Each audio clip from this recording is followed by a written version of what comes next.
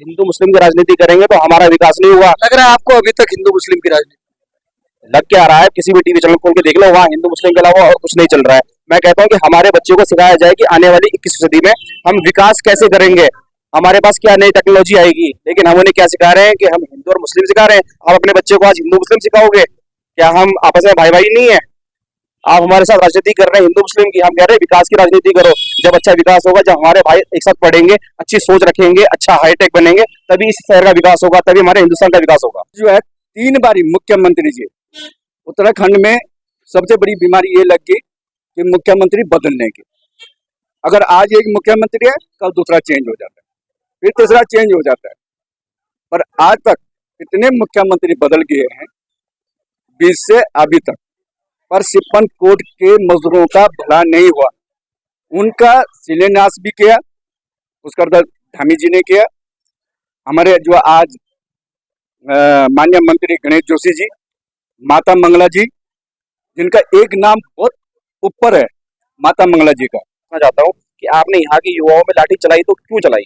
क्या कर रहे थे वो क्या पाकिस्तान से बम लेके आ रहे थे? क्या वो यहाँ पर कोई अमान्य घटना करना चाह रहे थे? लेकिन आपने उनको मारा क्यों? क्योंकि वो रोजगार की बात कर रहे थे। क्या रोजगार हमारा अधिकार नहीं है?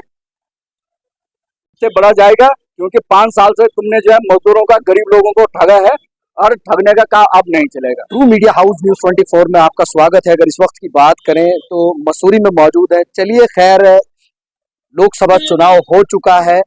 कुछ लोगों का कहना यह है कि 5 सीटें जो है भारतीय जनता पार्टी के हिस्से में आ रही। कुछ लोगों का कहना यह है कि भारतीय जनता पार्टी के हिस्से में कुछ नहीं आ रहा। चलिए, खैर, बेबाकी से यहाँ के जो बुद्धिजीवी लोग हैं उनसे बात करने की कोशिश करते हैं, उन्होंने किन मुद्दों पर वोट किया है और उनकी क्या है समस्याएं। चलिए, खैर, इस वक्त हम मसूरी में मौजूद है। मेरे साथ आप फ्रेम में जो है कुछ बुद्धिजीवी लोग देख रहे हैं। चलिए, कुछ मुद्दों पर जो है बात करते हैं। स्वास्थ्य के मुद्दे को लेकर भी कुछ लोगों ने कहा है, और शिक्षा को लेकर के भी कहा है, और यहाँ का जो विकास है उसको लेकर भी कहा है।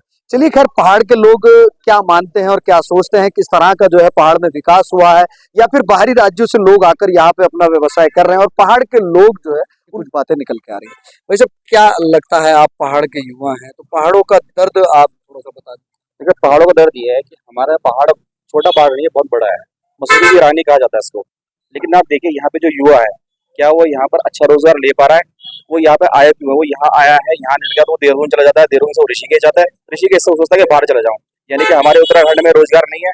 लेकिन बाहर से जो व्यक्ति आए, देखो, मैं किसी को बाहरी व्यक्ति कह के किसी को अपमानित नहीं करना चाहता, लेकिन मैं कह रहा हूँ अगर बाहर के लोग आके यहाँ पर कमा रहे हैं, तो आपका कहना ये है कि अगर बाहरी राज्यों से लोग आकर यहाँ अपना व्यवसाय कर सकते हैं, तो उत्तराखंड वासियों के लिए भी कोई पॉलिसी? उत्तराखंड के जो लोग हैं वो यहाँ पर क्यों नहीं कमा पा रहे हैं? वो यहाँ पर क्यों नहीं? अच्छा, एक वक्त में आपने देखा होगा उत्तराखंड के जो बेरोजगार युवा थे उन पर लाठियां भी चली। देखो, लाठियां चली थी और ये बहुत शर्मनाक है। जो मौजूदा सरकार है, मैं उनसे पूछना चाहता हूँ कि आपने यहाँ के युवाओं में लाठी चलाई तो क्यों चलाई? क्या कर रहे थे वो क्या पाकिस्तान से बम लेके आ रहे थे? क्या वो यहाँ पर कोई अमान्य घटना करना चाह रहे थे? लेकिन आपने उनको मारा क्यों? क्योंकि वो रोजगार की बात कर रहे थे। क्या रोजगार हमारा अधिकार नहीं है? इस बार जो है इलेक्शन में अंकिता भंडारी भी कोई मुद्दा मानते हैं? बिल्कुल मुद्दा मानता है। जैसे कि हमारे प्रकाश राणा जी ने बोला कि अंकिता भंडारी यहाँ की बेटी, मैं कहता हूँ वो पूरे देश के, पूरे वर्ल्ड की बेटी है। क्या हमारा अधिकार नहीं बनता हम उसके लिए कुछ 2 शब्द बोले? प्रधानमंत्री जी यहाँ पर आए थे, यहाँ पर स्मृति ईरानी जी आई थी, उन्होंने उस बेटी अंकिता भंडारी के लिए ए भी नहीं बोला। यूपी के सीएम भी आए थे। यूपी के सीएम के, यहाँ कोई भी आ जाए, सब यहाँ पे जो है अपने राजनीति करते हैं, सिर्फ कुर्सी की राजनीति करते हैं, लेकिन पहाड़ के मुद्दों की राजनीति कोई नहीं करना चाहता। अब यहाँ पे जो युवा है वो जागरूक हो चुका है। इस बार देखते हैं जो आने वाला रिजल्ट है, वो मोदी जी की जो सरकार है उसको जरूर जवाब देंगे। क्या लगता है यहाँ पर किस तरह का विकास होना चाहिए मसूरी? देखो, ऐसा है कि मसूरी में जो विकास होना चाहिए वो किसी से छुपा हुआ नहीं है, सामने आपके विकास है। देखो, 6.5 करोड़ की लागत से ये रोड बनाई गई, सौंदर्यकरण है, ये ब्यूटिफिकेशन है, ठीक है। ये आपने यहाँ पे पत्थर लगाया, अगर एक पत्थर निकल जाएगा उसके बाद ये पूरी सड़क खुद जाएगी। प्लानिंग यहाँ पे कोई नहीं हुई है। पहले इन्होंने यहाँ पर सिविल लाइन डाली है, उसके बाद इन्होंने पाइपलाइन डाली है, फिर बिजली विभाग ने अपनी लाइन डाली है।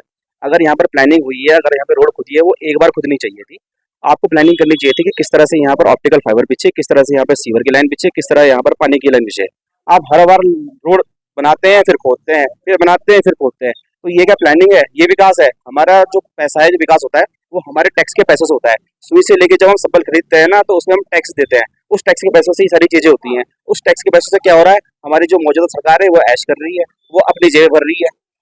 एक आखिरी सवाल, बीजेपी से खुश हैं या नाराज? देखो मैं उससे नाखुश हूँ। अगर वजह?